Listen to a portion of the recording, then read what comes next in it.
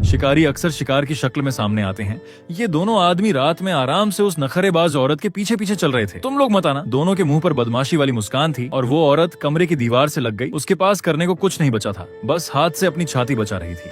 तभी एक शक्ल गली के मुंह पर दिखी, मुंह में कुछ नाश्ता लिए हुए। लड़के ने बिना कुछ सोचे कहा, अगर मरना नहीं है तो अभी भाग जाओ। दोनों ने देखा वो सिर्फ एक स्टूडेंट है, उसे डांटा कि जल्दी यहाँ से निकल। लड़के ने उनकी तरफ ध्यान नहीं दिया, अपने गले पर लगी पट्टी खुद ही फाड़ दी। गले के छोटे से छेद से कुछ चींटियां बाहर निकलने लगी। जब वो काले बालों वाला उसे सबक सिखाने के लिए आगे बढ़ा, तभी आसपास खून छिड़क गया। उसके साथी का ऊपरी धड़ गायब था। वो उसके पीछे से आ रही चबाने की आवाज की तरफ मुड़ी तो देखा उसके साथी का ऊपरी धड़ एक बड़े मुंह में समा रहा था। वो जो अभी तक बिल्कुल मासूम लग रही थी, अब एक भयानक राक्षस में बदल चुकी थी और उसकी तरफ झपटी। मगर वो बड़ी फुर्तीली थी, इसलिए भाग निकली। वहीं लड़का अब कुछ काले पदार्थों से घिर चुका था। थोड़ी ही देर में उसने उसका पूरा शरीर ढक लिया। अगले दिन ये जगह स्टाफ के लोगों ने घेर ली। वहां ऊनी टोपी पहने लंबे बालों वाला आदमी पहरा दे रहा था। उन्होंने इस उजड़ी हुई गली में आधा धड़ ढूंढ निकाला। उन्हें नहीं पता था कि इतनी तबाही मचाने वाले राक्षस का सामना कौन कर सकता है। बस कल के उन बदमाशों के बयान से अंदाजा लगा सके कि ये कोई कीड़ों वाला लड़का था। वो आदमी जमीन पर चींटियों को देखकर कुछ सोचने लगा। इन स्टाफ के कर्मचारियों के कपड़ों पर कीट हार्वेस्ट का निशान था। ये सरकार ने खास तौर पर कीड़ों वाले राक्षसों से निपटने के लिए बनाया गया डिपार्टमेंट था। ये कीड़ों वाले राक्षस 2005 में अचानक आए थे। सबसे खतरनाक बात यह थी कि ये इंसानों के रूप में छिप सकते थे और इनमें से ज्यादातर इंसानों को ही शिकार बनाते थे। तभी एक क्लास में एक लड़की हार्वेस्ट डिपार्टमेंट और कीड़ों वाले राक्षसों के बारे में पढ़ रही थी। एक लड़का जिसके गले पर पट्टी लगी थी, वो लगातार मुंह में नाश्ता डाले जा रहा था। लड़की ने किताब का हिस्सा पढ़ लिया तो सर ने कल की गली वाली घटना के बारे में बताया कि उसका हार्वेस्ट डिपार्टमेंट से संबंध तय हो गया है। क्लास में दो लड़कियां भी चर्चा करने लगी। काले बालों वाली फांग शियान ने छाओ या से पूछा, वो तो तुम्हारे घर के पास ही नहीं है? छाओ या भी परेशान थी कि आज शायद वो घर नहीं लौट पाएगी। इस बीच दो बदमाश लड़के भी चर्चा कर रहे थे कि कीड़ों वाले राक्षस असली होते हैं या नहीं। छोटे बालों वाले ने कहा कि हमारी क्लास में ही एक खाने का कीड़ा है। अक ने उनके मजाक पर ध्यान नहीं दिया, बस खाने में लगा रहा। क्लास खत्म होने पर सर ने क्लास मॉनिटर छाओ या को कहा कि पिछली क्लास का होमवर्क इकट्ठा करके उनके ऑफिस में रख दे। सर के जाने के बाद वो दो बदमाश छाओ या की मेज पर आए और बोले, होमवर्क नहीं करेंगे। कहा, इस सब्जेक्ट का होमवर्क कोई नहीं करता। तभी अक खड़ा हुआ और अपना होमवर्क उसके सामने रख दिया, जिससे छाओ या का चेहरा थोड़ा गुलाबी हो गया। अक अपनी सीट पर बैठ गया और मेज पर चढ़ रही चींटियों को देखने लगा। लग रहा था जैसे वो उससे कुछ कह रही हो। उसने उसे छूना चाहा, तभी एक जोरदार पैर उस पर पड़ा।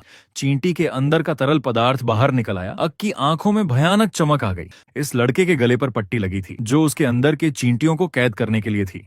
क्लास में छोटे बालों वाले को वो पट्टी अच्छी नहीं लगी और उसने मजाक किया कि ये तो गर्लफ्रेंड के लगाए स्ट्रॉबेरी के निशान हैं। वहीं आग को पसंद करने वाली छाओ या खड़ी हो गई और बोली, ऐसा मत बोलो। लंबे बालों वाले ने देखा अक कोई विरोध नहीं कर रहा तो उसने हाथ बढ़ाकर पट्टी फाड़ दी। अक ने भी उन्हें ऐसा करने दिया। उसने बस एक छोटा सा काला छेद देखा। छोटे बालों वाले ने अक को पागल कहा। उसका कॉलर पकड़कर सबक सिखाने लगा। तभी उसने छेद से एक चींटी निकलते देखा जो कपड़े के अंदर छिप गई। वो डर के मारे जमीन पर गिर पड़ा और चीखने लगा।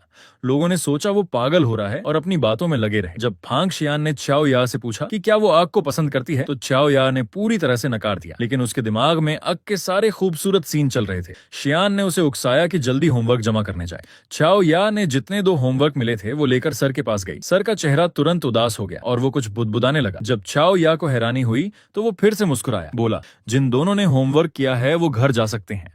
बाकी बच्चों को बता दो कि जिन्होंने होमवर्क नहीं किया है वो स्कूल के इंसिनरेटर की सफाई करें। छाओ या कल उस गली में हुए राक्षस हमले की वजह से अकेले घर जाने से डर रही थी। तभी उसने शीशे के सामने अक को देखा। पता चला अक भी उसी मोहल्ले में रहता है, तो उसने उसके साथ चलने का न्योता दिया। मगर अक ने कहा, आज रात कोई डेट है, और घूमकर चला गया। पीछे छाओ या रोने को हो गई। इंसिनरेटर पर दो लड़के बड़बड़ा रहे थे कि उन्हें यहाँ सफाई करने को क्यों भेजा। फांग शियान ने उनसे कहा, बकवास बंद करो और काम करो। फिर उसने छाओ या से पूछा कि वो घर क्यों नहीं जा रही। छाओ या की आंखों में आंसू थे। बोली, उसका इंतजार कर रही है। शियान को बिल्कुल यकीन नहीं हुआ। इस समय आग क्लास में अकेला बैठा था, अपने से बातें कर रहा था। तुम कह रहे हो छाओ भागने में नाकाम रहा? उसकी ताकत कम नहीं थी क्या? वो बच नहीं पाया? अक ने कॉपी पर चींटी के साथ खेलते हुए पूरी बात समझी और उसे अपने शरीर में वापस बुला लिया। इंसिनरेटर पर दो बदमाश लड़के कुछ गलत करने की साजिश कर रहे थे। वो अक के बारे में बातें करते हुए इमारत के पीछे की तरफ बढ़ गए। कोने को पार करते ही छोटे बालों वाला सन्न रह गया। उनके सामने एक गोलाकार विशाल राक्षस खड़ा था। छोटे बालों वाला कुछ समझ पाता उसके हाथ पैर अलग हो गए। हेडफोन लगाए लड़की ने वहां लौटता हुआ कोई चीज देखा और फिर जोर से चिल्लाई। लोग उसकी चीख से डर गए।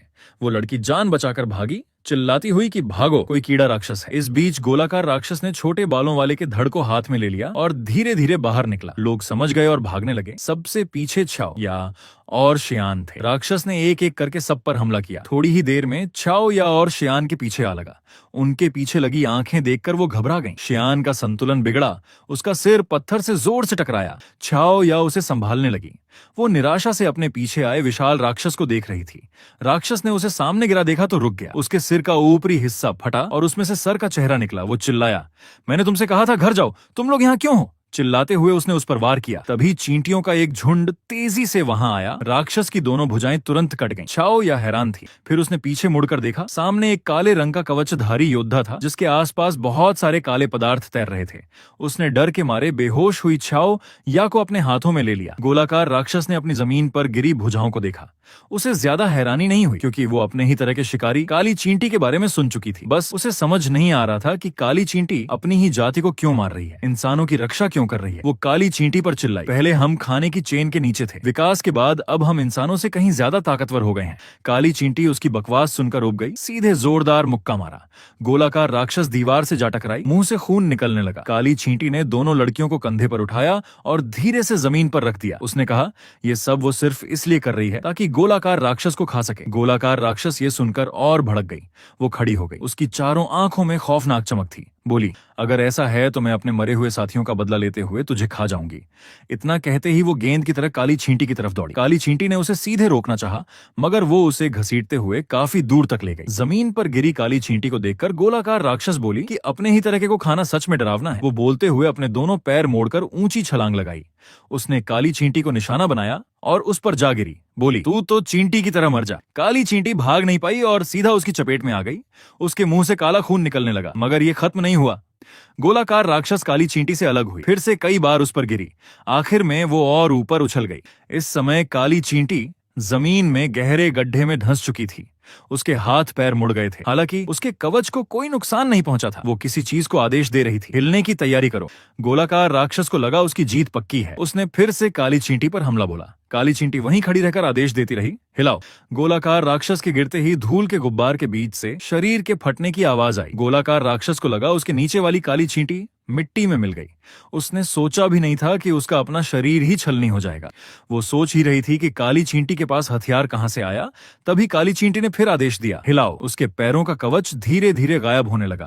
फिर काले पदार्थ उसकी बाहों पर जमा हो गए। एक और विशाल पंजा बन गया। इस समय गोलाकार राक्षस बेबस हो चुकी थी। उसने काली चींटी से उसे छोड़ने को कहा। काली चींटी ने अपना पंजा मुट्ठी में बदल लिया, जैसी तुम्हारी मर्जी। फिर उसने उस पर मुक्का मारा। विशाल गोलाकार राक्षस उछलकर दूर जा गिरी। काली चींटी फिर से एक झटके में उसकी ठुड्डी के नीचे आ गई और उसे जमीन पर पटक दिया। गोलाकार राक्षस, जिसके अंदर ही अंदर चोट लग चुकी थी, फिर भी उस पर ताना मार रही थी। ताकत क्यों खत्म हो गई? अगले ही पल उसे पछताना पड़ा। काली चींटी ने उसे ऊपर उठा लिया। वो हवा में अपने पैर कैसे भी हिलाती रहे, कैसे भी गिड़गिड़ाती रहे, काली चींटी ने उसकी एक न सुनी। उसने अपनी ताकत बढ़ाते हुए पंजे को उसके शरीर में ढंसा दिया। उसका पूरा शरीर बुरी तरह मुड़ गया और फिर फट गया। उसने अपनी टीचर वाली जिंदगी यूं ही खत्म कर दी। काली चींटी सीधा आगे बढ़ गई, पीछे मुड़कर भी नहीं देखा। बस बोली, इसे खा जाओ। उसके कवच के खत्म होते ही अक की शक्ल सामने आने लगी। राक्षस का मांस और खून भी तेजी से गायब होने लगा। मगर उन्हें ये नहीं पता था कि पीछे जंगल में एक इंसान के आकार का कीड़ा उनकी लड़ाई को छुप कर देख रहा था। ये दोस्त है या दुश्मन, ये भी नहीं पता था। चींटी ने लड़के के गले में एक छेद बना लिया और उसी में रहने लगी। उसे पट्टी लगाकर छेद को छुपाना पड़ता था ताकि किसी को पता न चले, लेकिन इसकी वजह से उसके सहपाठी उसे कोई बीमार समझने लगे, उसे अकेला करने लगे, उसे सताने लगे। साथ ही उसकी भूख भी काफी बढ़ गई थी। वो दिन भर खाती रहती थी सिर्फ इसलिए ताकि उसके शरीर में मौजूद अनगिनत चींटियों का पेट भर सके। बेशक इसके बदले उसे बहुत ताकत मिल गई थी। अपने से कई गुना बड़े राक्षसों को भी वो आसानी से मार सकती थी। लेकिन भले ही वो लोगों का भला कर रही थी, फिर भी उस पर शक करने वालों की कमी नहीं थी। जब उसने गोलाकार राक्षस को खत्म किया तब जाकर हार्वेस्ट डिपार्टमेंट के लोग पहुंचे।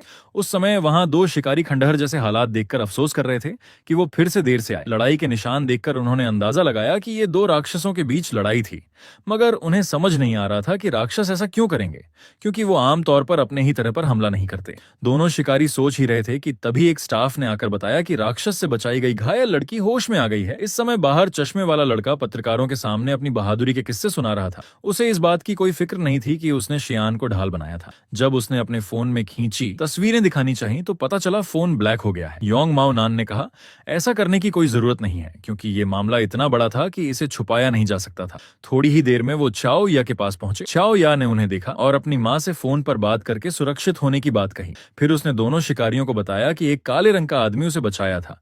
उसे इंसान इसलिए लगा क्योंकि उसका एहसास दूसरे राक्षसों से अलग था।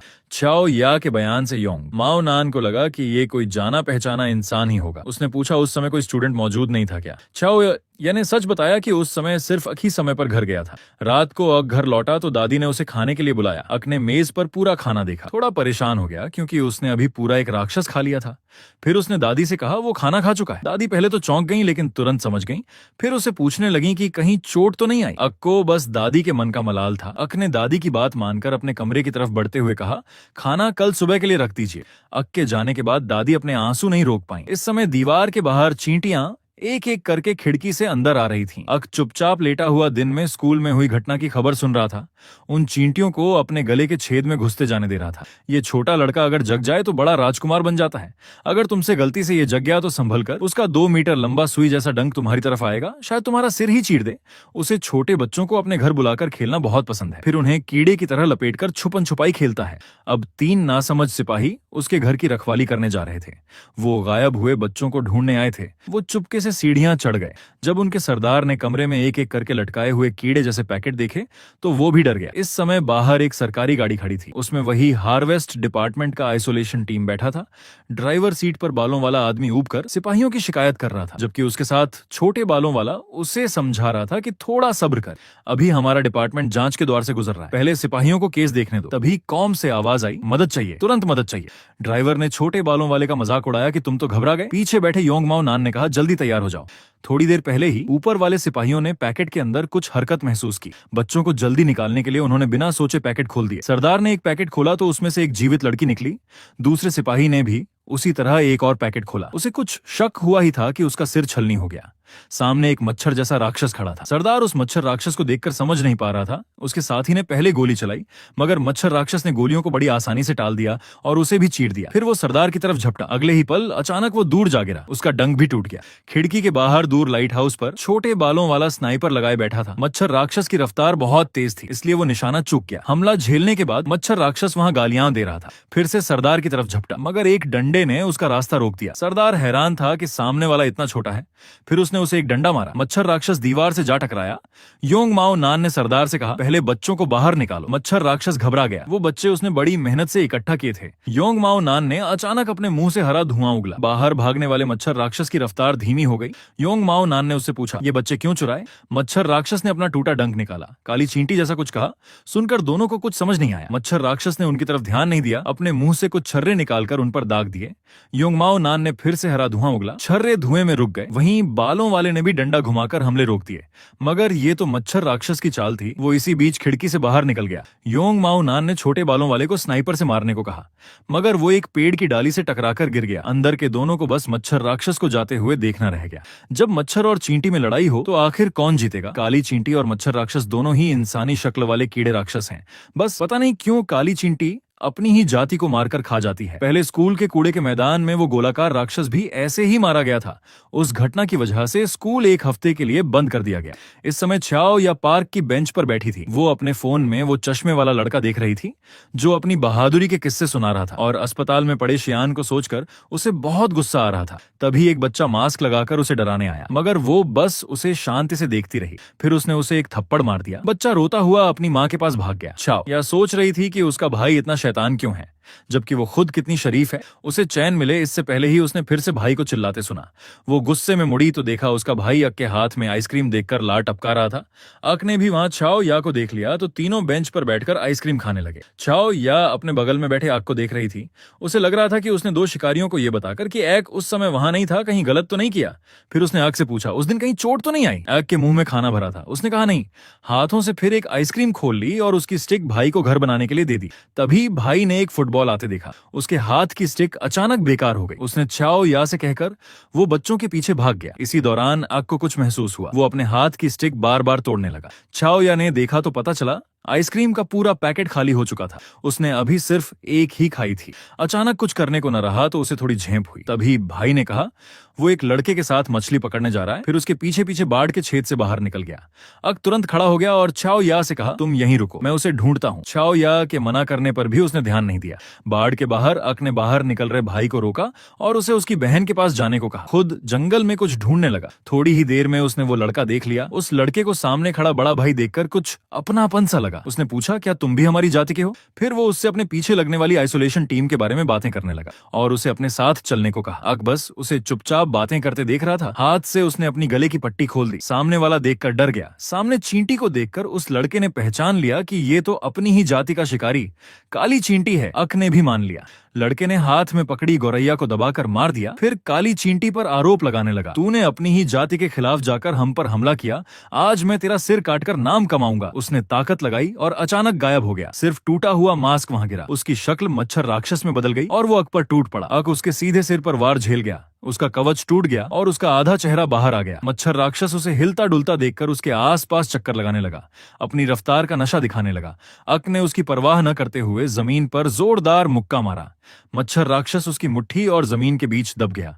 उसकी जान का कुछ पता नहीं चला। कुछ देर बाद अक छाओ या और उसके भाई के सामने आ गया। अक ने भाई से कहा, मछली मिल गई। उसे वापस भेज दिया। ये सुनकर भाई को फिर आइसक्रीम खाने का मन हुआ। अक ने उसके लिए एक पूरा पैकेट ले आया। इस समय अक और भाई में हंसी मजाक हो रहा था। छाओ या उसे देखती रह गई कि अक कैसे हंस रहा है। भाई के जोर लगाने पर वो वहां से हटी। इस बीच जंगल में मच्छर राक्षस को अक की चींटियां धीरे धीरे खा रही थीं। जब स्कूल में सेक्शन बदलते हैं तो अपनी पसंद के इंसान के साथ एक ही सेक्शन में पढ़ना कितनी खुशी की बात होती है।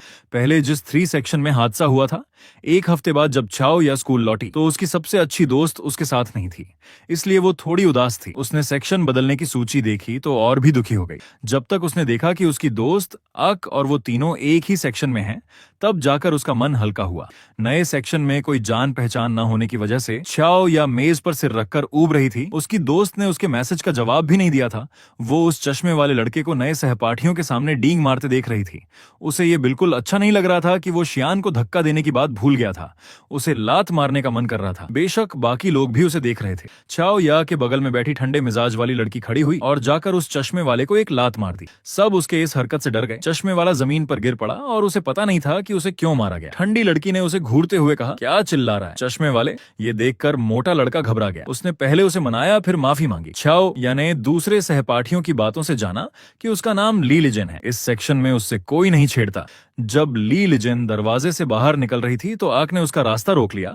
दोनों एक दूसरे को देखने लगे। फिर उसने आक को उसके ठंडे मिजाज वाले व्यवहार के बारे में बताया। आक ने उसकी तरफ देखकर हाँ कहा। फिर उसने अपने बैग से नाश्ता निकाला। छाओ या ने पूछा, उसके हाथ वाले नाश्ते का स्वाद कैसा है? आक ने भी अच्छा बताया। हालांकि वो नाश्ता पहली बार खा रही थी। कुछ देर बाद क्लास शुरू हुई ही थी कि आक को फिर से भूख लगने लगी। उसकी ये हरकतें छाओ या देख रही थी। उसने आक को दोपहर के खाने पर साथ चलने को कहा। तभी आक को आसपास किसी राक्षस का एहसास हुआ। सोचा पेट भी भूखा है तो चलो शिकार करते हैं। इसलिए घंटी बजते ही आक वहां से गायब हो गया। इस समय हार्वेस्ट डिपार्टमेंट के 2 शिकारी स्कूल की तरफ आ रहे थे। वो सोच रहे थे कि मच्छर राक्षस का कोई पता क्यों नहीं लग रहा और बच्चों के गायब होने की घटनाएं भी नहीं हो रही थी। इसी बीच आक गली से बाहर निकला। योंग माओ नान ने आक के जाते हुए पीठ को देखा, कुछ सोचा, मगर उस पर ध्यान न देकर अपने साथी के साथ स्कूल में घुस गया। असल में उनका यहाँ आने का मकसद अक को ढूंढना था, इसलिए उन्होंने छाओ या से पूछा तो पता चला अक अभी अभी बाहर गया है। उन्होंने छाओ या को अपना नाम का कार्ड अक को देने को कहा। फिर वो अस्पताल में घायलों से मिलने चले गए। इसी दौरान एक पुल के नीचे एक मंटिस जैसा राक्षस दीवार पर चिपका हुआ था, जैसे वो उसका इंतजार कर रहा हो। जब अक अंधेरे से बाहर निकला तो वो भी धीरे धीरे नीचे उतरा।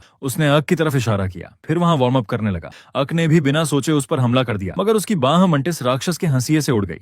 फिर मंटिस राक्षस ने अपनी एड़ी से अक की छाती पर जोरदार वार किया। अक ने तुरंत अपने आप को संभाला और फिर से उस पर हमला कर दिया। मार झेलने के बाद मंटिस राक्षस वहां अपने अंगों को हिलाने लगा। अक उसकी हरकतों को समझ नहीं पा रहा था। जब तक उसने देखा कि उसकी चींटियां उसके पीछे तैर रही हैं, तब उसे पता चला कि इस मंटिस राक्षस को कोई धागों से नियंत्रित कर रहा है। फिर उसने अपने शरीर की कुछ चींटियां अलग करके मंटिस राक्षस की तरफ भेज दी। मंटिस राक्षस हिला तक नहीं, मगर वो चींटियां उस पर हमला करने के लिए नहीं थीं। वो उसके शरीर पर लगे धागों पर चढ़कर ऊपर जाने लगी। अंधेरे में छुपे शख्स ने यह देखा तो उसने धागे खुद ही काट दिए। धागे के टूटते ही मंटिस राक्षस सीधा जमीन पर गिर पड़ा। अक अपने हाथ में धागे को देखकर हैरान ही था। कि मंटिस राक्षस फिर से हिलने लगा। उसने अपना सिर जोर से अक की तरफ घुमाया, फिर अपना मुंह खोलकर जबरदस्त ताकत उगल दी। अक उसकी चपेट में आ गया। धमाके के बाद वहां 2 राक्षस तुरंत आ गए। अक इस समय दीवार के सहारे बुरी तरह जख्मी हो चुका था। वो सामने खड़े 2 राक्षसों को देख रहा था। वो उस लड़खड़ाते हुए अक को देखकर बोले, काली चींटी, आखिर तुझे ढूंढ ही लिया। ये लोग चींटी जाति के भाई बहन थे, लेकिन अब ये आपस में ही मार काट कर रहे हैं, सिर्फ इसलिए क्योंकि काली चींटियां अपनी ही जाति का शिकार करके उनका मांस खा रही थीं, जिसकी वजह से ये लोग मजबूर हो गए कि वो अपने ही खानदान की सफाई करें। ये लोग अच्छी तरह जानते थे कि काली चींटी एक खतरनाक शिकारी है जिसे कीड़े मकोड़े खाने का बहुत शौक है, तो इन्होंने कीड़ों की महक का इस्तेमाल करके काली चींटी को अपनी तरफ खींच लिया। भूख से बेहाल काली चींटी फायर बम के अंदर छुपाए गए धमाके की चपेट में आ गई और उसके शरीर पर जख्म हो गए। उसी वक्त सूसी ने अपने पैर से काली चींटी के नुकीले सिर को दबाते हुए उसका मजाक उड़ाया कि वो इंसानों की रक्षा कर रही थी। तभी धमाके की आवाज आई। वो बोली, हैरानी की बात है कि इतनी बड़ी काली चींटी एक मरे हुए कीड़े के चक्कर में फंस गई। हमें अपना शिकार समझने वाली तू आज खुद ही शिकार बन गई है। सूसी ने ज्यादा कुछ नहीं कहा, सीधे उड़ान भरकर उसने जोरदार लात मारी और काली चींटी का सिर उड़ा दिया। लेकिन ये तो सिर्फ एक खाली खोल निकला। वो समझ नहीं पा रही थी कि ये क्या हुआ। तभी पास ही खड़े ब्लास्ट एंट अलायंस ने उसे सावधान रहने को कहा। उसी वक्त अपना कवच उतार चुके अक ने उसके सिर पर छलांग लगा दी और अपने हाथों में खून के साथ सूसी पर जोरदार वार किया। जमीन पर गिरते ही उसने ब्लास्ट एंट पर हमला कर दिया, क्योंकि वो जानता था कि सबसे बड़ा खतरा ब्लास्ट एंट ही है। ब्लास्ट एंट लगातार पीछे हटता गया और आखिरकार एक भारी मुक्का उसे बचा नहीं पाया और वो बुरी तरह लड़खड़ा गया। पीछे हटते हुए उसने मौका देखकर एग पर एक गोला दाग दिया। एग सीधे उसकी चपेट में आ गया, लेकिन उसके हाथ का कवच ज्यादातर धमाके को रोक लिया। वो फिर से ब्लास्ट एंट पर वार करने को बढ़ा, तभी उसका हाथ नीली रोशनी की लकीरों से जकड़ गया और वो आगे एक कदम भी नहीं बढ़ा पाया। पीछे से आ रही सूसी ने अग को रोक लिया था और वो उसके करीब आती गई। उसने गुस्से में कहा, इंसानों की रक्षा करने की यही सजा है तुझे। फिर वो हवा में उछली, घूम कर ताकत लगाई और आखिर में एक जोरदार घूमती हुई लात अग पर जोर से मारी। अग को ये चोट बहुत भारी लगी। उसने तुरंत मुंह मोड़कर बचाव किया, लेकिन उसके हाथ का कवच चटक गया और वो काफी दूर जा गिरा। करीब 10-12 सेकंड बाद वो घुटनों के बल गिरा और होश खो बैठा। ब्लास्ट एंट ने अपनी टोप उस पर तान दी। अक अचानक होश में आया और चिल्लाया, हिल जा। उसका बाहरी कवच तेजी से टूटकर उसकी तरफ वापस इकट्ठा होने लगा, लेकिन ब्लास्ट एंट की टोप में गोला पूरी तरह तैयार हो चुका था। खेल खत्म। जोरदार धमाके की आवाज आई, लेकिन वो ऊपर पुल के नीचे से आई। एक हरी डंडी ब्लास्ट एंट की टोप के सामने आकर रुक गई और गोले की दिशा बदल दी। आने वाला कोई और नहीं बल्कि आइसोलेशन टीम वाला चंदा था। उसने मुंह से ब्लास्ट एंट का मजाक उड़ाना भी नहीं छोड़ा। पुल के नीचे पटाखे फोड़ने में मजा आया क्या। फिर उसने एक जोरदार वार किया और दोनों चींटी राक्षस एक साथ आ खड़े हुए, क्योंकि उनके पीछे भी एक योंग माओ आदमी आ चुका था। मुझे लगता है तुम्हारे सामने हम लोग हैं, है ना। चंदा और योंग माओ आदमी ने दोनों चींटी राक्षसों को बीच में घेर लिया। लड़ाई शुरू होने ही वाली थी। ब्लास्ट एंट ने सबसे पहले अपनी तोप से एक गोला निकाला। ये देख दोनों ने बुरा होने की बात कही। उसने गोला जमीन पर पटका और झटपट पूरी जगह धुएं से भर गई। डूसी ने मौका देखकर ब्लास्ट एंट को पकड़कर उड़ना शुरू कर दिया। दूर जाते हुए उन्हें देखता रह गया चंदा। बोला, ये उड़ने वाले जीव सच में बहुत घिनौने होते हैं, लड़ नहीं सकते तो भाग जाते हैं। दोनों ने पहले काली चींटी को पकड़ने की सोची, लेकिन वहां पहुंचे तो कोई नहीं था। गुस्से में चंदा बस बड़बड़ाता रहा। रात हो गई थी। बुरी तरह घायल अग दीवार का सहारा लेते हुए धीरे धीरे घर की तरफ बढ़ रहा था। घर पहुंचकर सबसे पहले वो बुरी तरह हांफने लगा। दादी ने उसे पूरे शरीर पर जख्म देखकर फिक्रमंद होकर पूछा, आज कुछ खाया नहीं क्या? मेरे बेचारे छोटे अक। अक ने सच कहा कि आज उसने कुछ भी नहीं खाया। वो चिल्लाया। उसके दिमाग में उन कीड़ों की आवाजें आ रही थीं जिन्हें उसने कभी खाया था। तू इंसानों की मदद क्यों करता है? तूने कीड़ों के नियम तोड़ दिए, तुझे सजा जरूर मिलेगी। उसने अपने शरीर से कपड़े फाड़े। अंदर की खाल आग से जली हुई सी लाल हो रही थी। उसके शरीर के अंदर की चींटियां उसका खून चूस रही थीं। दिमाग और शरीर की इस पीड़ा से अक को जोर से चीख निकल गई। ये लड़का आखिर कीड़े खाने का इतना शौकीन है कि एक दिन अगर कीड़े न मिले तो उसका पूरा शरीर बेहाल हो जाता है, सिर्फ इसलिए क्योंकि उसके शरीर के अंदर हजारों चींटियां उपल रही हैं। अगर समय पर खास तरह के कीड़ों से मिलने वाली खुराक न मिले तो ये चींटियां उसका मांस और खून चाट जाती हैं। दिन में अक कीड़ों की खुराक की तलाश में निकला था, तभी 2 जानवरों ने उसे घेर लिया और मारपीट की। आखिरकार किसी तरह भागकर घर पहुंचा, लेकिन उसने जितना भी खाना खाया, चींटियों की भूख शांत नहीं हुई। उनकी मांग ने आग को बदहवास कर दिया। इसी वक्त एक पुरानी फैक्ट्री में एक सुरक्षा सूट पहना हुआ शख्स 3 फलों से भरे बैग घसीट रहा था। उसने वो बैग फ्रीजर में रख दिए। आखिरी बैग अंदर रखने लगा तो अंदर बंद शख्स ने उससे मदद की गुहार लगाई, लेकिन उसने उसकी तरफ देखा तक नहीं और बैग को फ्रीजर में बंद कर दिया। उसकी चीखों को अनसुना कर दिया। फिर वो कंट्रोल रूम में आया और सुरक्षा सूट उतार दिया। ये कोई और नहीं बल्कि आग की नई क्लास वाली कूल दिखने वाली लड़की लीली जेन थी। उसके सामने एक बूढ़ा आदमी भी था। बूढ़ा आदमी इस वक्त आइसोलेशन टीम को कोस रहा था, क्योंकि उनके आ जाने से वो काली चींटी को पकड़ नहीं पाया पाया था और उसकी वजह से वो स्वर्गीय कीट संगठन से गठबंधन नहीं कर पाया। ये अंदाजा लगाना मुश्किल नहीं था कि ये दोनों वही जीव थे जिन्होंने दिन में अक को घात लगाकर मारा था। फिर बूढ़े ने कहा कि भंडारण की मात्रा बढ़ानी होगी, लेकिन लिली जेन ने मना कर दिया। उसने कहा, कृपया गलत मत समझिए, मुझे ये सब करना पसंद नहीं है। बूढ़े ने उसकी तरफ देखा, फिर उसके कपड़े पकड़कर खींचे। तू जो स्कूल की वर्दी पहनती है वो काली चींटी वाली वर्दी से एक ही तरह की है क्या तू उसे जानती है? लिली जेन ने उसका हाथ झटक दिया और काली चींटी को जानने से इनकार कर दिया। हालांकि बूढ़े ने कहा कि कोई बात नहीं, जब तक वो एक ही स्कूल में है काली चींटी को खत्म करने का मौका जरूर मिल जाएगा। लिली जेन ने तुरंत उससे कह दिया कि उसका मकसद ये नहीं है, लेकिन बूढ़े ने उसका गला पकड़कर दबा लिया। उसने याद दिलाया कि ये मामला अब उसके हाथ में नहीं है और स्वर्गीय कीट संगठन से गठबंधन करने के लिए काली चींटी को खत्म करना ही होगा। तभी उन्हें कुत्ते के भौंकने की आवाज सुनाई दी। बूढ़ा खिड़की की तरफ गया और देखा कि सिर्फ चड्डी पहने एक गंजा आदमी भाग रहा था। फिर उसने सीसीटीवी देखा तो पता चला कि वो आदमी फ्रीजर से भाग निकला था। उसने लिली जेन से पूछा, क्या उससे गलती हो गई थी? लिली जेन हकलाते हुए बोली, हो सकता है। बूढ़ा उसके पास आया और उसका बायां हाथ बदलने लगा। उसने कहा, मैं तुझे सलाह दूंगा कि सच बोल देना अच्छा होगा। लिली जेन ने तुरंत कहा कि वो अब ये काम नहीं करेगी और बूढ़े से अलग होना चाहती है। बूढ़े ने उसकी तरफ ध्यान नहीं दिया,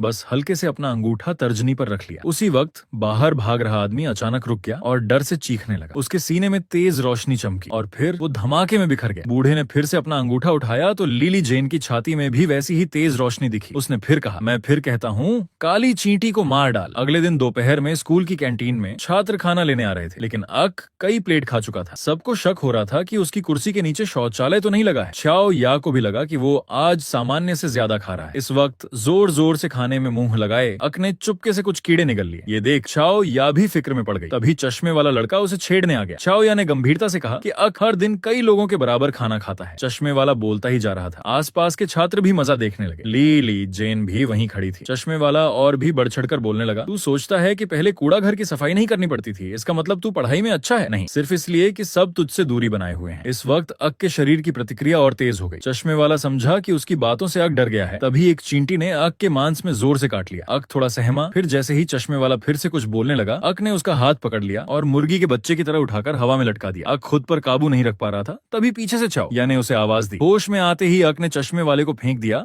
और तेजी से बाहर भागा। वो तेजी से छत की तरफ भागा। उसके शरीर के अंदर की चींटियां अब उसके काबू में नहीं थीं, बाहर निकलने को बेकरार थीं। उसका कवच भी गिर गया। वो दर्द से चीखा। चींटियां उसके पास इकट्ठा होकर एक और शरीर बनाने लगी। दो सिर एक साथ चीख रहे थे। तभी लिली जेन उसके पीछे आ गई। उसने कहा, तू ये ऐलान कर रहा है कि तू ही काली चींटी है? वो बोलते हुए उसका शरीर बदलने लगा। मैं तुझसे कोई दुश्मनी नहीं रखती, सिर्फ अपने मकसद को पूरा करना चाहती हूँ। अक ने उसके सामने बदले हुए शरीर को देखा। उसकी भूख और बढ़ गई। फिर वो उस पर झपट पड़ा। लिली जेन ने हाथ जोड़कर नीली लकीरें बनाई और दोनों आपस में भिड़ गए। लड़ाई शुरू हो गई। लड़की का दिल अच्छा था, लेकिन उसका साथ एक बुरे बूढ़े से लग गया। उसने उसके शरीर में बम लगा दिया था, जिसकी वजह से वो मजबूरन उसके साथ गलत काम कर रही थी। कल ही लिली जेन बूढ़े के साथ काली चींटी को घात लगाकर मारने गई थी, लेकिन बूढ़े को पता चल गया कि लिली जेन और काली चींटी एक ही स्कूल में पढ़ते हैं। फिर उसने लिली जेन को काली चींटी को मारने का हुक्म दे दिया। दूसरे दिन अक को कीड़े नहीं मिले। उसकी भूख बढ़ गई थी। वो छत पर पहुंचा। लिली जेन भी उसके पीछे आ गई। स्टील की लकीरें मकड़ी के जाले में बदल गईं और उसकी लड़ाई शुरू हो। एक लड़ाई के बाद अक ने धीरे धीरे थकी हुई आंखें खोली, लेकिन देखा कि उसके पूरे शरीर पर चींटियां पटी हुई थीं और उसके हाथ पैर रस्सियों से बंधे हुए थे। जैसे ही अक ने रस्सी को छुआ, उसके पीछे एक और भी बड़ी काली चींटी आ रही थी। अक बस देखता रह गया। जब वो उस पर अपने नुकीले दांत गड़ाने वाली थी, तभी एक लाल राक्षस चींटी ने उसे रोक लिया और फिर आसपास की चींटियों को भी मार गिराया। कुछ देर बाद अक बिस्तर पर उठा। उसके शरीर का दर्द जाता रहा था। उसे बस इतना याद था कि वो छत पर लिली जेन से लड़ा था। अक जैसे ही दरवाजे से बाहर निकला, दादी ने देखा कि वो खाना नहीं खाने गया था। उसने पूछा कि क्या उसे कुछ खाया नहीं? अक ने कहा कि उसे भूख नहीं है। फिर दादी से पता चला कि लिली जेन उसे घर लेकर आई थी और वो भी बुरी तरह घायल थी। ये सुनकर अक हैरान था कि वो जिंदा कैसे बचा और उसकी चींटियां कैसे शांत हो गईं। इस वक्त अक ने कीड़े की आहट महसूस की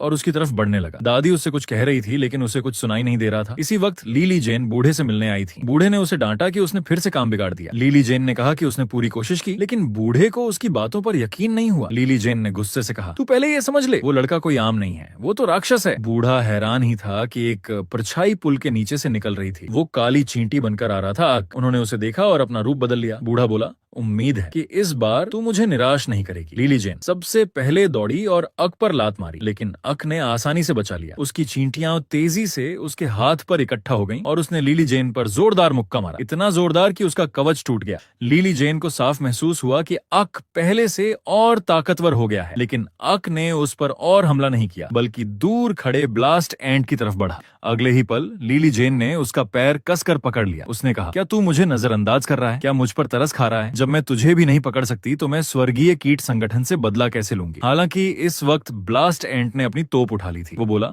लगता है तुझे सच में कुछ पता नहीं है। तू सच में सोचती है कि मैं तेरे लिए बदला लूंगा? मैं तो बस स्वर्गीय कीट संगठन में शामिल होना चाहता हूँ। सच्चाई जानने के बाद लिली जेन बस पागलों की तरह चिल्ला रही थी, मैंने बदला लेने के लिए इतने गंदे काम किए, आखिरकार मैं बस यूं ही मर जाऊंगी। तू कमीना। ब्लास्ट एंट उसकी बकवास सुनकर थक गया था। उसने अपना अंगूठा दबाने ही वाला था कि अचानक वहां से गायब हो गया। उसे ध्यान केंद्रित करना पड़ा। तभी लिली जेन के पास धमाका हुआ और एक परछाई तेजी से निकलकर ब्लास्ट एंट पर झपटी। ब्लास्ट एंट जोर से हंसा, इस बार तेरी किस्मत अच्छी है, लेकिन तू मेरे गर्म हवा वाले बमों से बाहर नहीं निकल पाएगा। इस वक्त अक बस ब्लास्ट एंट से छुटकारा पाना चाहता था, लेकिन उसकी रफ्तार काफी धीमी थी। अचानक चींटियां उसकी बात समझ गईं। उसकी रफ्तार काफी बढ़ गई और वो बमों पर पैर रखकर दौड़ने लगा। ब्लास्ट एंट देख रहा था कि बम उसे रोक नहीं पा रहे। उसने जल्दी से हाथ की टोप दागी, लेकिन अक ने आसानी से बचा लिया और उसकी तरफ दौड़ता गया। वो घबरा गया था। अगले ही पल अक का हाथ उसकी बांह पर था। वो अपना अंगूठा दबाना चाहता था, लेकिन दबा नहीं पाया क्योंकि अक ने उसका सिर ही तोड़ दिया था। फिर अक ने उसे धीरे धीरे फेंका और उसका एक नया रूप दिखा। ये लड़का एक बहुत अमीर दादी का पोता है, लेकिन उसे दूसरों पर आश्रित रहना पसंद नहीं है।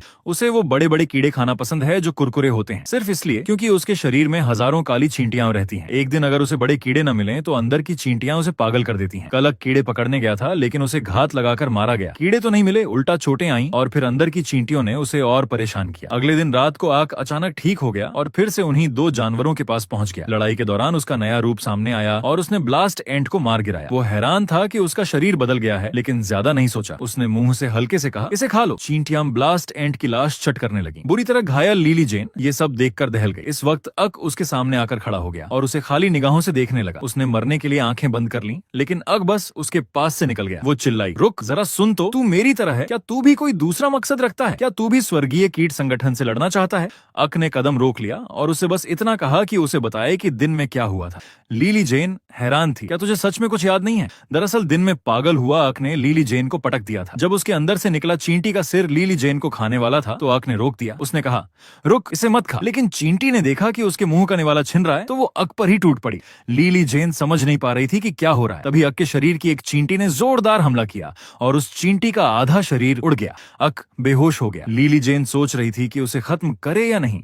तभी उसे लगा कि शायद अक की स्वर्गीय कीट संगठन से लड़ सकता है, इसलिए वो उसे घर ले आई। लिली जेन ने अक को दिन की पूरी बात बताई और उसे साथ मिलकर स्वर्गीय कीट संगठन से लड़ने का प्रस्ताव दिया। उसने कहा, काली चींटी नहीं अक, सोच, अब तूने ब्लास्ट एंट को मार दिया है तो स्वर्गीय कीट संगठन का भंडारण टूट जाएगा। फिर जैसे ही वो पता लगाएंगे तू पकड़ा जाएगा और सिर्फ तू ही नहीं, तेरे दोस्तों और परिवार को भी खतरा होगा। हम साथ मिलकर लड़ेंगे, मैं तेरी मदद कर सकती हूँ। हम दोनों साथ होंगे तो जीतने के चांस बढ़ जाएंगे। अक ने उसकी बात को नकार दिया और कहा कि वो सिर्फ इसलिए साथ आना चाहती है क्योंकि उसमें ताकत नहीं है और वो कोई सहारा ढूंढ रही है। अक ने धीरे धीरे हाथ बढ़ाया। चींटियां उसके हाथ पर इकट्ठा होने लगी। वो बोला, मुझे उन लोगों से कोई डर नहीं है, आएंगे तो सबको खा जाऊंगा। ये कहते ही उसने चींटियों से भरे अपने हाथ से लिली जेन का गला दबा लिया। हजारों चींटियां उस पर टूट पड़ी। उसी वक्त एक तेज रफ्तार ट्रेन आ गई जिससे लिली जेन की चीख दब गई। लड़की के शरीर में पहले बम लगाया गया, फिर उसे जबरदस्ती काली चींटी निगलवाई गई, सिर्फ इसलिए क्योंकि उसने शुरू में एक गलत बूढ़े का साथ किया था और वो मुख्य किरदार आग के सामने आ गई। अच्छा हुआ कि अक दयालु था, उसने उसे मारा नहीं बल्कि उसके शरीर से बम निकाल दिया। अगली सुबह हार्वेस्ट विभाग के कर्मचारियों ने घटनास्थल को घेर लिया। लंबे बालों वाला और घुंघराले बालों वाला आदमी बातें कर रहा था कि एक इंटर्न ने ब्लास्ट एंट के बचे हुए हिस्से से एक पीली छोटी गोली निकाली। वो सोच ही रहा था कि ये क्या है, तभी घेरे के बाहर से कोई आवाज आई, रुको, यहाँ नहीं आ सकते। लंबे बालों वाला उसे समझा रहा था कि यहाँ से चली जाए, लेकिन उस आदमी ने बस उसकी तरफ देखा जिसने उसके कंधे पर हाथ रखा था, फिर हल्के से हाथ हिलाया और लंबे बालों वाले का हाथ हवा में उड़ गया। चीख सुनकर बाकी लोग सतर्क हो गए। घुंघराले बालों वाला बोला, सब ध्यान दें, ये शायद कोई कीड़ा है। लेकिन उस आदमी को कोई डर नहीं था, बल्कि वो खुश दिख रहा था। उसने हाथ उठाया और घुंघराले बालों वाले का शरीर चकनाचूर कर दिया। वो चीख भी नहीं पाया। बचा हुआ इंटर्न बस अपना हथियार सामने रख पाया, लेकिन वो भी उस आदमी के हाथों मारा गया। फिर उस आदमी ने इंटर्न से वो पीली गोली निकाली और आराम से फोन करके बताया कि नमूना वापस मिल गया है। ध्यान से देखने पर पता चला कि वो पीली गोली दरअसल एक कीट का अंडा था। कुछ देर बाद आइसोलेशन टीम ने ऐसी घटनाओं को रोकने और अपने लोगों की जान बचाने के लिए लड़ाकू मशीनों का परीक्षण शुरू किया। परीक्षण के लिए चुना चुना गया टीम का चंदा था। उसे बताया गया कि मशीन का सटीक परीक्षण करने के लिए वो अपने हथियारों का इस्तेमाल नहीं कर सकता। चंदा, जिसे अपने हथियारों की आदत थी, उसने 30 सेंटीमीटर से भी कम दूरी पर खड़े अपने साथी को देखा और मुंह बनाया। वो तैयार भी नहीं हुआ था कि दरवाजे से सामने वाला आ गया। वो एक पतला दुबला आदमी था, लेकिन जब उसे बताया गया कि वो सामने वाले को मार सकता है तो वो खुशी से पागल हो गया और उसका शरीर बदलने लगा। अगले ही पल वो वहां से गायब हो गया। चंदा हैरान ही था कि बदले हुए लंबे चेहरे वाले आदमी ने उस पर मुक्का मारा। चंदा ने बचाव किया, लेकिन कुछ दूर जा गिरा। हालांकि उसे कोई खास चोट नहीं आई। मशीन की सुरक्षा देखकर चंदा अकड़ने लगा। इस वक्त लंबे चेहरे वाला राक्षस 300 किलोमीटर की रफ्तार से उसके आसपास घूम रहा था। उसने फिर से ताकत लगाकर मुक्का मारा। चंदा मुश्किल से बच पाया और मशीन का हाथ टूट गया, लेकिन उसने पलटकर लंबे चेहरे वाले को घायल कर दिया और जोरदार वार किया। हालांकि इस वक्त उसके हाथ की एनर्जी पाइप टूट चुकी थी। लंबे चेहरे वाला राक्षस और भी खुश होकर उस पर टूट पड़ा। चंदा घबरा गया और बाहर वालों से मदद मांगने लगा, लेकिन बाहर वालों ने कहा कि मशीन की सीमा का परीक्षण करना है। अगले ही पल लंबे चेहरे वाले ने उसकी गर्दन पकड़ ली। जहां मशीन नहीं थी, वो बस हाथ पैर मार रहा था। तभी अचानक एक जोरदार करंट ने लंबे चेहरे वाले को गिरा दिया। तब कंट्रोल रूम में बैठे प्रोफेसर ने बताया कि मौत के वक्त मशीन अपने आप 1,00,000 वोल्ट का करंट छोड़ती है। फिर लंबे चेहरे वाले को बांधकर ले जाया गया। जाते जाते उसने चंदा का मजाक भी उड़ाया। चंदा गुस्से से बाहर वालों को गालियां देने लगा, लेकिन किसी ने उसकी तरफ ध्यान नहीं दिया। योंग माओ आदमी तो सीधा आर्काइव रूम में स्वर्गीय कीट संगठन से जुड़ी फाइलें ढूंढने चला गया। कुछ न मिलने पर वो वापस जाने ही वाला था कि उसे एक पुरानी किताब दिखी, एंटकास्ट प्रोजेक्ट। उसमें स्वर्गीय कीट संगठन के सरगना ब्राड के बारे में लिखा था। जब कोई दूसरी लड़की तुम्हारे सामने तुम्हारी पसंद वाली लड़की को चिट्ठी देती है तो क्या तुम बीच में रोकोगे? और वो तुम्हारी पीठ पीछे हंसी मजाक भी कर रही हो, ये किसी को भी बुरा लगेगा। अभी अभी क्लास में टीचर नाम ले रहे थे। आक ने अपनी कॉपी पर चित्र बनाना शुरू कर दिया। जब टीचर ने लिली जेन का नाम पुकारा और कोई जवाब नहीं दिया, तब भी अक के चेहरे पर कोई भाव नहीं था। उल्टा उसके बगल वाली छाव या फिक्रमंद दिख रही थी, जबकि चश्मे वाला और उसके साथी मजे ले रहे थे। वो कल पुल के नीचे हुए धमाके की बात कर ही रहे थे कि एक आवाज ने उन्हें रोक दिया। तुम दोनों आजकल बहुत शोर मचाते हो, चुप रह सकते हो क्या? टीचर, मैं आ गई। जब बाकी लोग पढ़ाई में लगे थे, लिली जेन अपनी ताकत का इस्तेमाल करके एक पीली चिट्ठी छाव या के सामने से आक को दे दी। आक ने उसे खोलकर देखा। क्लास के बाद दोनों नीचे मिले। आक को देखकर लिली जेन ने मजाक किया, क्या तू स्कूल में पहली बार इस तरह बात कर रहा है? थोड़ा अजीब लग रहा है। अक ने उसकी बात का जवाब नहीं दिया, सीधे पूछा कि उसे क्यों बुलाया। लिली जेन ने कहा कि वो उसका शुक्रिया अदा करना चाहती है कि उसने कल उसे नहीं मारा और फिर से उसके साथ मिलकर काम करने का प्रस्ताव रखा। अक ने उसे गलत न समझने को कहा, बोला कि वो तो उसका जीवित भोजन है। ये कहकर उसने अपना कवच फाड़ दिया, जिससे लिली जेन डर गई, लेकिन वो फिर भी हार नहीं मान रही थी। उसने कहा, क्या तू भूल गया जो मैंने कल कहा था? स्वर्गीय कीट संगठन खाने की जंजीर में सबसे ऊपर बनने के लिए सब कुछ मिटा देगा। फिक्र मत कर, मैं तेरे साथ उनसे लड़ूंगी, तू अकेला नहीं है। इस वक्त ऊपर से छाओ या देख रही थी कि ये दोनों नीचे खड़े बातें कर रहे हैं। वो हैरान थी कि ये दोनों कब से मिलने लगे, क्योंकि स्कूल में इन्हें साथ कभी नहीं देखा था। लिली जेन ने अक के साथ काम करने के लिए अपनी असली मंशा बताई। उसने कहा, मेरा असली निशाना स्वर्गीय कीट संगठन नहीं, बल्कि उनका सरगना ब्राड है। ब्राड का नाम सुनते ही अक उत्तेजित हो गया। उसके चेहरे पर गुस्सा और खून की प्यास साफ दिख रही थी, क्योंकि बचपन में उसने अपनी माँ को उसी के हाथों मरते देखा था और ब्राड ही वो शख्स था जिसने लिली जेन के माता पिता को भी मारा था। ये लड़का बहुत शैतान है। अपने शरीर के अंदर की चींटियों को लेकर किसी के यहाँ बारबेक्यू की दुकान पर मुफ्त में खाने चला जाता है।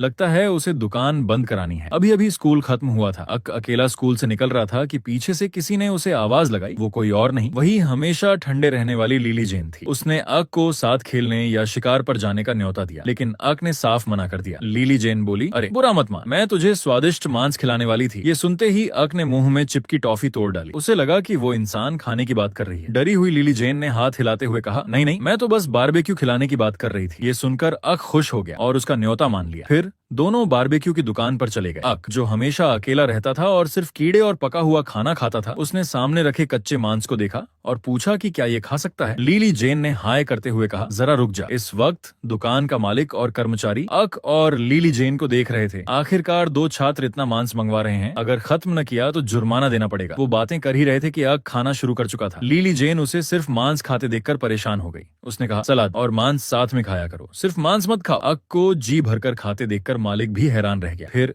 लिली जेन ने अक से पूछा कि उसे ब्राड के बारे में कैसे पता चला, लेकिन अक ने टाल दिया, जबकि लिली जेन ने अपने परिवार वालों के ब्राड के हाथों मारे जाने की पूरी कहानी अक को सुना दी। बस अक खाने में इतना व्यस्त था कि उसने कुछ सुना ही नहीं। हार कर लिली जेन ने वेटर से और मांस मंगवा दिया। मालिक को पसीना आ रहा था, क्योंकि ये दोनों उसका इस महीने का सारा मुनाफा खा गए। पेट भरने के बाद दोनों की तबीयत काफी अच्छी लग रही थी। अक ने जाते वक्त दुकान का नाम भी नोट कर लिया। फिर लिली जेन आइसक्रीम खरीदने गई। वो अक से पूछ ही रही थी कि कौन सा फ्लेवर चाहिए, तभी अक को वैसा ही एहसास हुआ। उसने आसपास के लोगों को ध्यान से देखा और आखिरकार उसकी निगाह एक जवान लड़के और लड़की पर जा टिकी जो हंसी मजाक कर रहे थे। इस वक्त आइसक्रीम लेकर आई लिली जेन ने भी अक का अजीब व्यवहार देखा। अक ने उसे बताया कि उन दोनों में से वो लड़का एक कीड़ा है। दूसरी तरफ चाओ या अस्पताल में फांग शियान से मिलने गई, लेकिन वो वार्ड के दरवाजे तक भी नहीं पहुंच पाई। अंदर से फांग शियान ने उसे जाने को कहा, इसलिए उसने सिर्फ गिफ्ट दरवाजे पर रख दिया। दरअसल फांग शियान का ऑडिशन हाल ही में सफल हुआ था, लेकिन तभी एक हादसे की वजह से उसका मौका चला गया। चाओ या को भी उसकी बहुत चिंता थी, क्योंकि वो इतने दिनों से इसी का इंतजार कर रही थी। तभी एक नर्स चाओ या के पास से गुजरी। चाओ या को भी उस खूबसूरत नर्स पर नजर ठहर गई। कुछ देर बाद बिस्तर पर बैठी फांग शियान ने महसूस किया कि कोई अंदर आ रहा है। उसने समझा कि चाओ या है, तो जोर से बोली, मैंने तुझे जाने को नहीं कहा था क्या? लेकिन दरवाजे की तरफ से कोई आवाज नहीं आई। अंदर आने वाली वही नर्स थी। वो नर्स का कपड़ा उतारती हुई अंदर आई और सीधे फांग शियान के सामने जाकर बोली, गुस्सा है, नाराज है? उसने अपने मुंह से एक कीट का अंडा निकाला। ये वही अंडा था जो ब्लास्ट एंड से गिरा था। उसने हल्के से फांग शियान की ठुड्डी पकड़ी। तू उन लोगों से बदला नहीं लेना चाहती जिनसे तू नफरत करती है? मैं तेरी मदद करूंगी। फिर उसने अंडा फांग शियान के मुंह में डाल दिया। फांग शियान जोर से सिहर उठी, लेकिन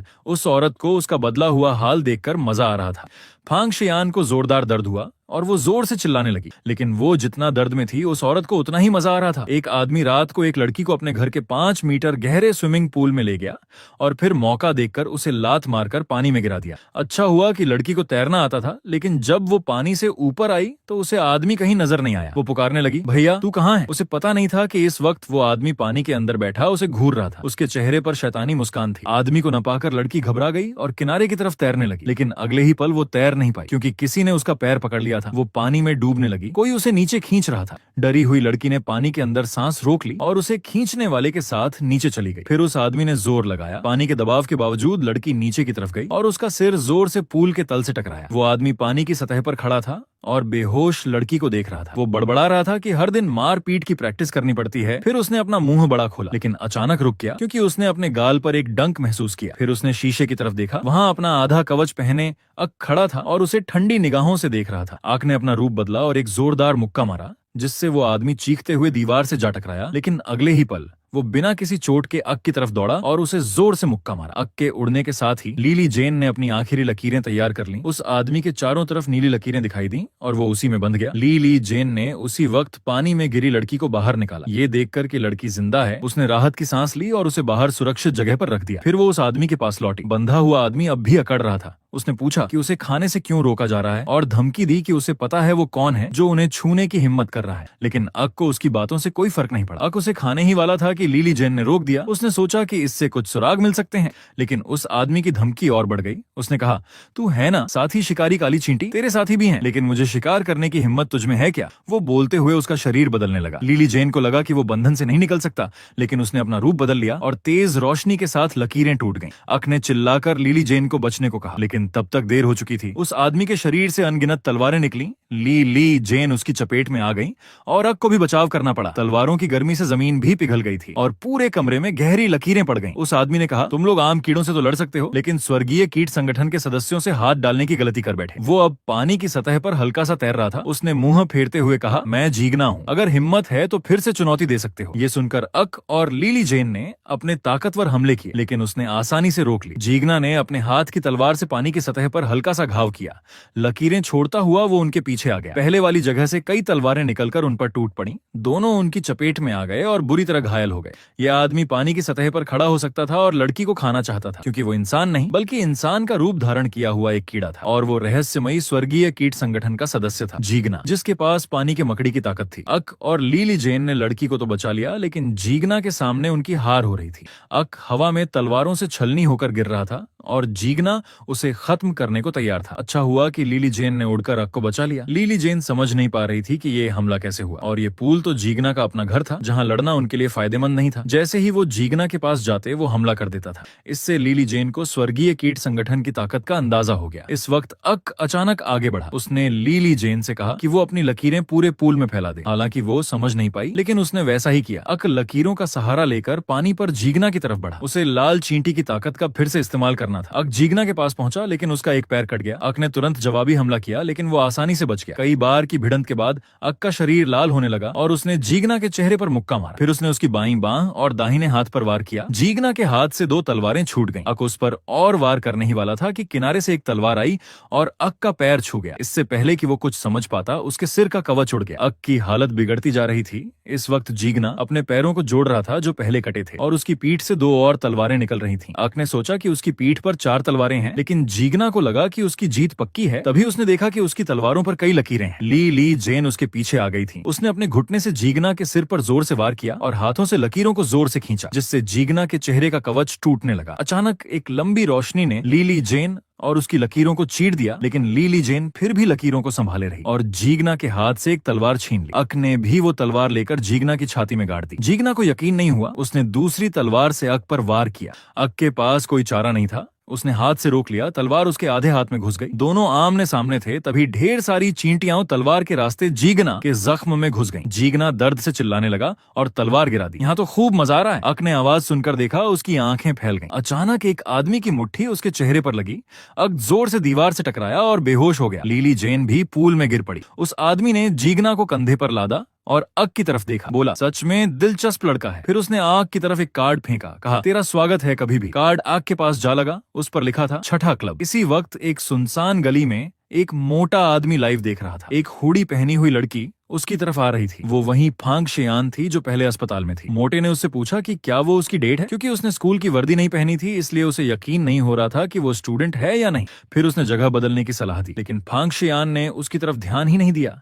वो सीधे उसके पास आई और उसके सामने मास्क उतार दिया, जिससे मोटे का दिल धड़कने लगा। अचानक उसने शराब का एक गिलास उठाया और सीधे मोटे को किस कर लिया। मोटा मजा लेते हुए आंखें बंद किए ही था कि अचानक उसकी आंखें फटी रह गईं, लेकिन फांग शियान के चेहरे पर कोई भाव नहीं था। फिर मोटे के चेहरे की चर्बी तेजी से घटने लगी जब तक वो बेजान होकर गिर नहीं गया। फांग शियान ने उसे छोड़ दिया। मोटा गिरकर मर चुका था। उसके मुंह से एक अजीब सी जीभ निकली थी। इस वक्त कोई धीरे धीरे उसकी तरफ आ रहा था। वो वही औरत थी जिसने उसे अंडा खिलाया था। उसने फांग शियान को गले लगा लिया जैसे वो उसका खिलौना हो। लड़की की जीभ 2 मीटर लंबी थी। ये जीभ उसके खाने का साधन थी और साथ ही दूसरों का वजन कम करने का जादुई साधन भी। चाहे 200 किलो का आदमी हो, उसे चूसने में कुछ ही पल लगते थे। बस ये पता नहीं चलता था कि उसकी जान बचेगी या नहीं। और ये 2 मीटर लंबी जीभ जन्मजात नहीं थी, न ही ये अनोखी थी। बस ऐसा ही एक अंडा खा लेने से ये जीभ मिल जाती है। ये अजीबोगरीब बुजुर्ग भी उन्हीं में से एक था। ट्रेन में खुद से बातें करते हुए वो औरों को अजीब लग रहा था, लेकिन उसने किसी की परवाह नहीं की। उसने अचानक अपना मुंह बड़ा खोला, जिसके अंदर एक और छोटा मुंह था। उसके सामने वाली पंक्ति के लोग उसकी निकली हुई जीभ से छलनी हो गए। बाकी लोग चीखने लगे, लेकिन उस लंबी जीभ से बच नहीं पाए। कुछ ही देर में पूरे डिब्बे में कोई जिंदा नहीं बचा। सिर्फ वो अजीब आदमी अपने शरीर को हिला रहा था। इसी वक्त चाओ या खुशी खुशी स्कूल की तरफ जा रही थी। अचानक उसकी नजर पड़ी। सामने वो शख्स जिसे वो हर वक्त देखना चाहती थी,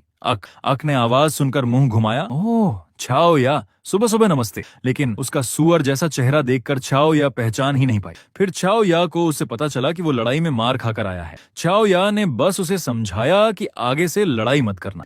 अक बात करते करते अचानक रुक गया, क्योंकि इस वक्त फांग शियान क्लास में खिड़की के बाहर देख रही थी। छाओ या खुशी से उस पर टूट पड़ी। उसकी आंखों में आंसू थे। बोली, फांग शियान तू आखिर आ गई। पिछली बार अस्पताल में तुझसे मिलने नहीं पाई थी, मैं बहुत परेशान थी। अच्छा हुआ तू ठीक है। फांग शियान ने कहा कि वो नहीं चाहती थी कि छाओ या उसे छोटे बालों वाला देखे। छाओ या ने कहा कि वो हर हेयर स्टाइल में सुंदर लगती है। उसने देखा कि फांग शियान ने उसकी दी हुई चूड़ी पहन रखी थी, तो वो बहुत खुश हुई।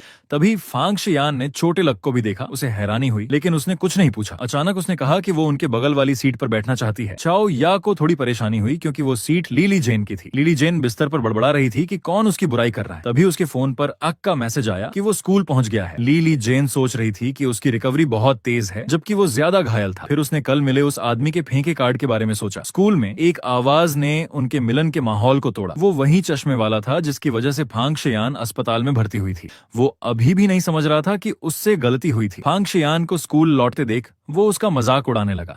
उसके घिनौने चेहरे को देखकर फांग शियान का खून खौल गया। हमेशा शांत रहने वाली छाओ या ने अचानक ऐसा किया कि सब हैरान रह गए, यहाँ तक कि फांग शियान भी समझ नहीं पाई। छाओ या चिल्लाई, कमीना, बेशर्म। तुरंत फांग शियान से माफी मांग। चश्मे वाला माफी मांगते हुए चला गया, लेकिन उसके मन में बदले की आग थी। वो बोला, तुम सब पागल हो, मैं तुम्हें याद रखूंगा। दूसरी तरफ अक ने फांग शियान के गुस्से के वक्त कुछ अजीब महसूस किया। वो एहसास उसके पहले वाले एहसास से मिलता था, लेकिन पूरी तरह एक जैसा नहीं था। रात ढल गई, सुबह वाली ट्रेन रुक गई। अब पूरी ट्रेन में कोई जिंदा नहीं था, सिर्फ एक बड़ा कीड़ा वहां रेंग रहा था। तभी एक आदमी धीरे धीरे डिब्बे में घुसा। उसके कपड़ों पर हार्वेस्ट विभाग का निशान था। उसने डिब्बे का हाल देखा, लेकिन उसके चेहरे पर कोई भाव नहीं था। फिर एक और आदमी अंदर आया। उसने पूछा, भाई ये क्या है? लार्वा है क्या? दोनों भाइयों ने उस बड़े कीड़े को घेर लिया और उसकी पहचान करने लगे। उसे कोई अहमियत नहीं दे रहे थे। उन्होंने कहा, वापस भेजेंगे तो डॉक्टर पता लगा लेंगे। कीड़े को बुरा लगा। उसने हरे बालों वाले पर अपना मुंह खोला, लेकिन भूरे बालों वाले ने उसके गले में चाकू घोंप दिया और फिर गोलियां चला दी। हरे बालों वाला उसे याद दिला रहा था कि कीड़े को ज्यादा नष्ट न करें। तभी उसकी पूंछ लगी और वो दूर जा गिरा। पता नहीं वो जिंदा है या मर गया। भूरे बालों वाला घबरा गया, लेकिन कीड़े की पूंछ ने उसे दबा लिया। भूरे बालों वाला घबराया नहीं, बोला, तेरी ये ताकत मेरे लिए कुछ नहीं है। उसने पूरे कीड़े को हवा में उछाल दिया। हरे बालों वाले ने तुरंत उसे 2 टुकड़ों में काट डाला। भूरे बालों वाला खून से सना हुआ बोला, हाय, घिन आ रही है, जल्दी पैक करके ले चल। अचानक हरे बालों वाले ने देखा कि उस बड़े कीड़े के शरीर से एक सुनहरा छोटा कीड़ा निकल रहा है। वो कीड़ा भी उसे देख रहा था। अचानक वो हरे बालों वाले की भौहों के बीच घुस गया। भूरे बालों वाले ने देखा कि वो अचानक हिल रहा है, तो उसे पूछा क्या हुआ, लेकिन हरे बालों वाला सामान्य लग रहा था। और इसी सीन के साथ ये एपिसोड खत्म होता है। दोस्तों, अगर इस वीडियो में 500 कमेंट और 1000 लोग हाइप करते हैं तो इसका अगला पार्ट पूरे 2 घंटे का आएगा। वीडियो देखने के लिए धन्यवाद।